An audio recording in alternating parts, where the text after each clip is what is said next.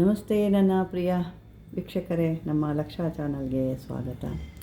ವೀಕ್ಷಕರೇ, ನೀವು ನೋಡ್ತಾ ಇರುವಂಥ ಇವತ್ತು ಒಂದು ಅದ್ಭುತವಾದಂಥ ಮಂತ್ರ. ಈ ಮಂತ್ರ ಮತ್ತು ಯಂತ್ರ ಇದು ಯಾರಿಗಾರು ಬರೋರಿದ್ದರೆ ಗೊತ್ತಿದ್ದರೆ ಮಾತ್ರ ಮಾಡ್ಕೋಬೇಕಿದು.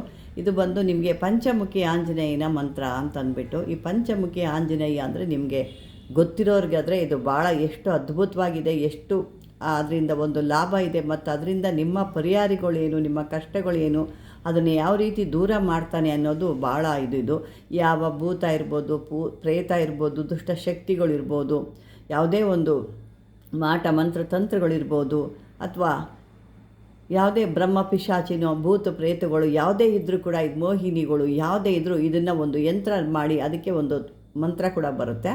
ಆ ಮಂತ್ರನ ನೀವು ಮಾಡಿಕೊಂಡು ಈ ಯಂತ್ರನ ನೀವು ಧಾರಣೆ ಮಾಡಿದಾಗ ಅಲ್ಲಿ ನಿಮಗೆ ಅದು ಬಿಟ್ಟು ಓಡ್ತಾ ಇರುತ್ತೆ. ಯಾವಾಗ ಈ ಪಂಚಮುಖಿ ಆಂಜನೇಯಂದು ಬರುತ್ತೋ ಅಲ್ಲಿಗೆ ನೀವು ಧಾರಣೆ ಮಾಡಿದ ತಕ್ಷಣ ಅದಕ್ಕೆ ಇರೋಕ್ಕಾಗಲ್ಲ, ಒಳಗಡೆ ಬೆಂಕಿ ಥರ ಹತ್ಕೊಂಡು ಉರಿತಾ ಇರುತ್ತೆ. ಹಾಗಾಗಿ ಅದು ಬಿಟ್ಟು ಹೋಗುತ್ತೆ. ಅದಕ್ಕೆ ಮಂತ್ರ ಕೂಡ ಇರುತ್ತೆ, ಆ ಮಂತ್ರ ಕೂಡ ಹೇಳ್ಕೋಬೇಕು.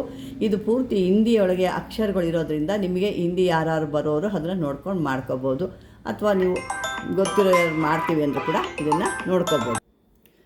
ಈ ರೀತಿಯಾಗಿ ಇದನ್ನು ಬರೆದು, ಇದು ಹಿಂದಿ ಒಳಗಿರೋದ್ರಿಂದ ಆ ಹಿಂದಿ ಯಾರ್ಯಾರು ಗೊತ್ತಿದ್ರೆ ಮಾತ್ರ ಇದನ್ನು ಬರ್ಕೊಳ್ಳಿ. ಇದನ್ನು ಬರೆದು ಇದೇ ರೀತಿ ತಯಾರು ಮಾಡಿ ಹಾಕ್ಕೋಬೇಕು. ಕೆಲವು ಕಡೆ ಏನು ಮಾಡ್ತಾರೆ, ಪಂಚಮುಖಿ ಆಂಜನೇಯ ಅಂದರೆ 5 ಥರದ ಮುಖ ಬರೆದು ಅದೇ ಪಂಚಮುಖಿ ಅಂತ ಹೇಳ್ತಾರೆ. ಇದು ನೋಡಿ, ಇದು ಆಗಿನ ಕಾಲದ ಹಳೆಯ ಒಂದು ಸಾಮರ ಮಂತ್ರಗಳು. ಇದನ್ನು ಅವರು ಈ ರೀತಿಯೇ ಮಾಡ್ಕೊಳ್ತಾರೆ. ಅದರಿಂದನೇ ಇದು ಭಾಳ ಶಕ್ತಿವಂತವಾಗಿ ನಡೆದಿತ್ತು. ಯಾರಿಗೆ ಮೋಹಿನಿ ಹಿಡಿದಿರಲಿ, ಕೆಲವ್ರಿಗೆ ಯಾವುದೇ ಭೂತ ಪ್ರೇತ ಇರಲಿ, ಯಾರಿಗಾರು ಒಂದು ದುಷ್ಟಶಕ್ತಿಗಳು ಅಂದರೆ ಕೆಟ್ಟ ಶಕ್ತಿಗಳು, ಕೆಲವೊಂದು ದೇವತೆಗಳು ಸಂಬಂಧಪಟ್ಟಂಥ ದುಷ್ಟಶಕ್ತಿಗಳು ಇರ್ತವೆ, ಅಂಥವ್ರನ್ನ ಕೂಡ ಕಳಿಸಿರ್ತಾರೆ ಕೆಲವರು. ಅವ್ರಿಗೆ ಈ ಚೌಡಿ ಇವೆಲ್ಲ ಏನು ಹೇಳ್ತಾರೆ ಇಂಥದ್ದೆಲ್ಲ ಇದ್ದಾಗ ಕೂಡ ಈ ಚೌಡಿ ಪ್ರಯೋಗ ಆಗಿರೋರು ಅಂತಾರೆ ಕೂಡ ಇದನ್ನು ಧಾರಣೆ ಮಾಡಿದಾಗ ಅದು ಎಂಥದಿದ್ರೂ ಓಟ ಹೊಡಿಲೇಬೇಕು. ಪಂಚಮುಖಿ ಆಂಜನೇಯನ ಮುಂದೆ ಯಾವ ದುಷ್ಟಶಕ್ತಿಗಳ ಆಟಗಳು ನಡೆಯಲ್ಲ. ಭೂತ ಪ್ರೇತ ಬೇತಾಳ ಕೂಡ ಇವ್ರ ಹತ್ರ ಸುಳಿಯೋದಿಲ್ಲ. ಹಾಗಾಗಿ ಸಾಕಷ್ಟು ಜನ ಕೇಳ್ತಿರ್ತೀರ, ದೇಹದಲ್ಲಿ ಹಿಂಗೆಲ್ಲ ತೊಂದರೆ ಆಗ್ತಾ ಇರ್ತದೆ ಅಂತ. ಇವತ್ತು ಬೆಳಗ್ಗೆ ಕೂಡ ಒಬ್ರು ಹೇಳಿದ್ರು, ಊಟ ನಂಗೆ ಸೇರಲ್ಲ, ಊಟನೇ ನಂಗೆ ಮಾಡಲಿಕ್ಕಾಗಲ್ಲ ಅಂತ ಅಂದ್ಬಿಟ್ಟು. ಕೆಲವೊಂದು ನಾನಾ ರೀತಿ ಅವು ತೋರಿಸ್ತವೆ. ಅದ್ರಾಗ ಒಂದೇ ರೀತಿ ತೋರಿಸ್ದಾಗ ಅವಕ್ಕೆ ಗೊತ್ತಾಗುತ್ತೆ, ನಮ್ಮನ್ನು ಕಂಡುಹಿಡಿತಾರೆ ಅಂದ್ಬಿಟ್ಟು ಬೇರೆ ಬೇರೆ ರೀತಿಯಲ್ಲಿ. ಕೆಲವ್ರಿಗೆ ತಲೆನೋವು ಇರುತ್ತೆ, ಕೆಲವ್ರಿಗೆ ಕಾಲುಗಳು ನೋವು ಬಂದ್ಬಿಡುತ್ತೆ, ಕೆಲವ್ರಿಗಂತೂ ಮೈಕೈ ಎಲ್ಲ ಜಜ್ಜಿದಂಗೆ ಆಗುತ್ತೆ, ಕೆಲವ್ರಿಗೆ ಊಟ ಸೇರಿಲ್ಲ, ಕೆಲವರಂತೂ ಯದ್ವಾ ಊಟ ಮಾಡ್ತಾಯಿರ್ತಾರೆ, 4 ಜನ ತಿನ್ನೋದು ಒಬ್ಬರೇ ತಿಂತಾರೆ. ಆ ರೀತಿ ಕೂಡ ಇರುತ್ತೆ. ಇದು ಒಂದು ರೀತಿಯಾಗಿ ಅದು ತನ್ನನ್ನು ಅದನ್ನು ತೋರಿಸ್ಕೊಳ್ಳಲ್ಲ. ಅದು ಕೊನೆ ತನಕನೂ ಅವ್ರನ್ನ ತೆಗಿಯೋ ತನಕ ಅದು ಏನು ಮಾಡ್ತಾ ಇರುತ್ತೆ ಅಂದರೆ, ಏನು ಗೊತ್ತಿಲ್ಲದಿರೋ ರೀತಿಲಿ ಎಲ್ಲೇ ಹೋದರೂ ಯಾವ ಕಡೆ ಬಂದರೂ ಅದರ ಇರುವನ್ನು ಅದು ತೋರಿಸ್ಕೊಳ್ಳಲ್ಲ. ನೀವು ಹಾಸ್ಪಿಟ್ಲಿಗೆ ಹೋಗ್ತೀರಾ, ಅಲ್ಲಿ ವೈದ್ಯರು ಪಾಪ ಎಲ್ಲ ರೀತಿಲೂ ತಪಾಸಣೆ ಮಾಡಿದಾಗ ಅಲ್ಲಿ ಕೂಡ ಅದು ಯಾವುದೇ ರೀತಿ ನಿಮಗೆ ಎಲ್ಲ ನಾರ್ಮಲ್ ಆಗಿದೆ ಹೋಗಿ ಅಂತ ಹೇಳ್ತಾರೆ. ಇನ್ನು ವೈದ್ಯರ ಹತ್ರ ಅದು ಹೋದಾಗ ಯಾವುದೋ ಒಂದು ಪಾಪ ಯಂತ್ರ ಕೊಡ್ತಾರೆ, ಏನೋ ಒಂದಿಷ್ಟು ಇಸ್ಕೊತಾರೆ, ಕಳಿಸ್ತಾರೆ. ಅದು ಒಂದು ದಿವಸನೋ ಒಂದು ಅರ್ಧ ದಿವಸನೋ ಅಥವಾ 2 ದಿವಸ ಇರುತ್ತೆ, ಮತ್ತು ಯಥಾ ಪ್ರಕಾರ ಇದು ನಡೀತಾ ಇರುತ್ತೆ. ಮತ್ತು ಮನೇಲಿ ಕೂಡ ಕೆಲವೊಂದು ದಾರಿದ್ರ್ಯಗಳು ಅನ್ನೋದು ತುಂಬ್ಕೊಂಡ್ಬಿಡ್ತಿದ್ವು. ಒಂದೇ ರೀತಿಗೆ ಬರಲ್ಲ, ನಾನಾ ರೀತಿಗೆ ನಾನು ಮೊದಲೇ ಹೇಳ್ದಂಗೆ ಮನೇಲಿ ದಾರಿದ್ರ್ಯ ತುಂಬ್ಕೊಳ್ಳೋದು. ಕೆಲವೊಂದು ಮನೆಗಳಲ್ಲಂತೂ ಕೆಲಸ ಅನ್ನೋ ಥರ ಆಗೋದು. ಇನ್ನೊಬ್ರಿಗಂತೂ ಕೆಲವಂತೂ ಅದು ಹೇಳ್ಕೊಳ್ಳಿಕ್ಕಾಗಲ್ಲ, ಆ ರೀತಿ ದೇಹ ಎಲ್ಲ ಜರ್ಜಿತ್ತು. ಕೆಲವು ಚುಚ್ಚೋ ಥರ ಆಗೋದು, ಈ ಮೊಳೆನೋ ಅಥವಾ ಪಿನ್ನೋ ತೊಗೊಂಡು ಚುಚ್ಚುತ್ತಾರೆ ದೇಹಕ್ಕೆ, ಆ ರೀತಿ ಕೆಲವರು ಅನುಭವ ಆಗುತ್ತೆ. ಕೆಲವರು ತಲೆನೋವು, ವಿಪರೀತ ಸಿಡಿತ, ಆ ಥರ ಆಗುತ್ತೆ. ಇದು ನಾನಾ ರೀತಿಗೆ ಇದು ದಾರಿ ಮಾಡಿಕೊಡುತ್ತೆ. ಹಾಗಾಗಿ ಇದು ಹಿಂದೆ ಮಾಡ್ತಾರೆ, ಅವ್ರು ಯಾವ ರೀತಿ ನಿಮಗೆ ಮಾಡಿರ್ತಾರೋ ಆ ರೀತಿ ನಿಮಗೆ ತೊಂದರೆಗಳ್ನ ಅದು ಕೊಡ್ಲಿಕ್ಕೆ ಸ್ಟಾರ್ಟ್ ಆಗುತ್ತೆ. ಅದಕ್ಕಾಗಿ ಇಂಥದನ್ನ ಒಂದು ತಾಮ್ರದ ತಗಡು ಅಥವಾ ಬಾಂಬೆ ರೇಖೆ ಅಂತ ಹೇಳ್ತೀವಿ, ಒಂದು ಸೈಡು ಗೋಲ್ಡ್ ಕಲರ್ ಇರುತ್ತೆ, ಒಂದು ಕಡೆ ವೈಟ್ ಕಲರ್ ಇರುತ್ತೆ. ಅದನ್ನು ಕೂಡ ಆದರೂ ತಗೊಬಂದು ನೀವು ನಿಮ್ಮ ಅಳತೆಗೆ ಎಷ್ಟು ಬೇಕೋ ಆ ಥರದನ್ನ ನೀವು ಇದನ್ನು ಈ ರೀತಿ ಬರೆದು, ಇದನ್ನು ಮಂತ್ರ ಇರುತ್ತೆ, ಆ ಮಂತ್ರ ಕೂಡ ನೀವು ಹೇಳ್ಕೋಬೇಕಾಗತ್ತೆ. ಅದನ್ನು ಸಿದ್ಧಿ ಮಾಡ್ಕೋಬೇಕು. ಮಾಡಿಕೊಂಡು ಇದನ್ನು ಬರೆದು ನೀವು ಆಂಜನೇಯನ ದೇವಸ್ಥಾನಕ್ಕೆ ಎಲ್ಲಾದರೂ ಹೋಗಿ ಒಂದು ಕಡೆ ಅದನ್ನು ಕೊಟ್ಟು ಒಂದು ಅರ್ಚನೆ ಮಾಡಿಕೊಂಡು ಆಮೇಲೆ ಅದನ್ನು ತಾಯ್ತದಲ್ಲಿ ನೀವು ಧಾರಣೆ ಮಾಡೋದ್ರಿಂದ ಈ ದುಷ್ಟಶಕ್ತಿಗಳೆಲ್ಲ ನಿಲ್ಲಲ್ಲ, ಯಾರದೇ ದೇಹದಲ್ಲಿ ನಿಲ್ಲಲ್ಲ. ಯಾಕೆಂದರೆ ಸಾಕಷ್ಟು ಇದು ಪಾಪ ಹೇಳ್ತಾನೆ ಇರ್ತಾರೆ, ಈ ಥರ ನಮಗೂ ಕೇಳಿ ಏನಪ್ಪ ಇದು ಹಿಂಗೆಲ್ಲ ನಡೆಯುತ್ತಾ, ನಮಗೆ ಆಶ್ಚರ್ಯ ಆಗಿಬಿಡುತ್ತೆ. ಹಂಗಾಗಿ ಈ ರೀತಿ ಇರುತ್ತೆ. ಮತ್ತು ನೀವು ಅದಕ್ಕೆ ಬೇಕಾಗಿರೋ ಮಂತ್ರ ಕೂಡ ಇರುತ್ತೆ. ಇದನ್ನು ಸಿದ್ಧಿ ದಿವಸ ಅಂದರೆ ಮಾಮೂಲಿಯಾಗಿ ಇಂಥದ್ದೆಲ್ಲ ಮಾಡೋದು ಯಾವತ್ತು ಅಂತ ನಿಮಗೆಲ್ಲರಿಗೂ ಗೊತ್ತೇ ಇರುತ್ತೆ. ನಾನು ಸಾಕಷ್ಟು ವೀಡಿಯೋದಲ್ಲಿ ಹೇಳ್ತಾನೆ ಇರ್ತೀನಿ, ಇಂತಿಂಥ ದಿವಸದಲ್ಲಿ ಇಂತಿಂಥದ್ದು ಮಾಡಿ ಅಂತ. ಆದರೂ ನೀವು ಪೂರ್ತಿ ವೀಡಿಯೋ ನೋಡಲ್ಲ. ವಿಡಿಯೋ ನೋಡಿದ್ರೆ ಸ್ಕಿಪ್ ಮಾಡಿಬಿಟ್ಟು ಅದ್ಯಾವುದು ಅದೇನು ಅದಕ್ಕೆ ಅರ್ಥ ಆಗಲಿಲ್ಲ ಈ ರೀತಿ ಎಲ್ಲ ಕೇಳ್ತಾ ಇರ್ತೀರ. ವಿಡಿಯೋ ನೋಡಿದ್ರೆ ನಿಮ್ಗೆ ಅರ್ಥ ಆಗುತ್ತೆ. ಕೆಲವು ಮಂತ್ರ ಕೊಟ್ಟಿರ್ತೀನಿ, ನೀವು ಮಂತ್ರನೇ ಕೊಟ್ಟಿಲ್ಲ ಅಂತ ಹೇಳ್ತೀರಾ, ಅಂದರೆ ಅಲ್ಲಿಗೆ ನೀವು ವಿಡಿಯೋನ ಸ್ಕಿಪ್ ಮಾಡ್ಕೊಂಡು ಹೋಗ್ತಾ ಇದ್ದೀರಾ ಅಂತ ಅರ್ಥ.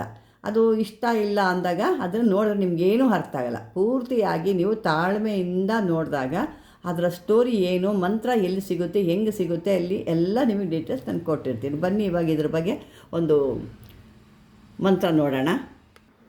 ಇದನ್ನು ನೋಡಿ, ಮಂತ್ರ ಇರುತ್ತೆ. ಈ ಮಂತ್ರ ನೀವು ಹೇಳ್ಕೋಬೇಕಾಗುತ್ತೆ.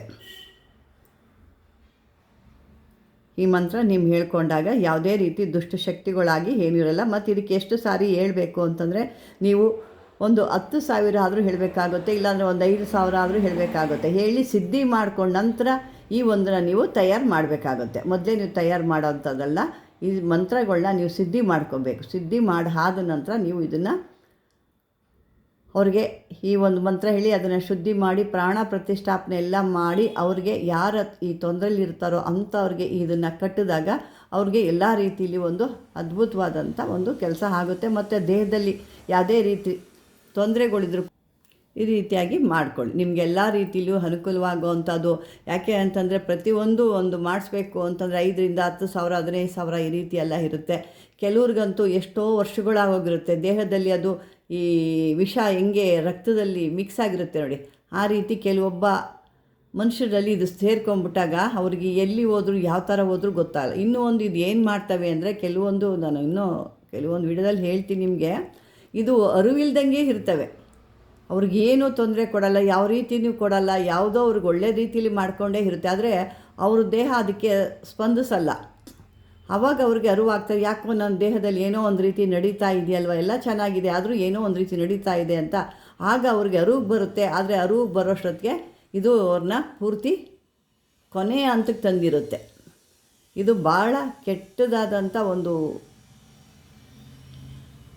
ಕೆಲಸಗಳು. ಇದನ್ನು ನೀವು ಆದಷ್ಟು ಬೇಗ ನಿಮ್ಮ ಒಂದು ಶಾರೀರಿಕ ಅಥವಾ ನಿಮ್ಮ ಒಂದು ದೇಹದಲ್ಲಿ ಈ ಥರ ಎಲ್ಲ ಇದ್ದಾಗ ಒಂದು ಧಾರಣೆ ಮಾಡ್ಕೊಳ್ಳಿ. ಇದನ್ನು ನೀವು ಅಮಾಸೆ, ಪುಷ್ಯ ನಕ್ಷತ್ರಗಳಲ್ಲಿ, ರವಿ ಪುಷ್ಯ ಅಥವಾ ಗುರು ಪುಷ್ಯ ಯಾವುದಾದ್ರು ಆಗುತ್ತೆ. ಇಲ್ಲ ಇದು ಅಮಾಸೆ, ಹುಣ್ಣಿಮೆಗೆ ಇಂಥದ್ರಲ್ಲಿ ಕೂಡ, ಅಷ್ಟಮಿಗಳು ಕೂಡ ಮಾಡ್ಬೋದು.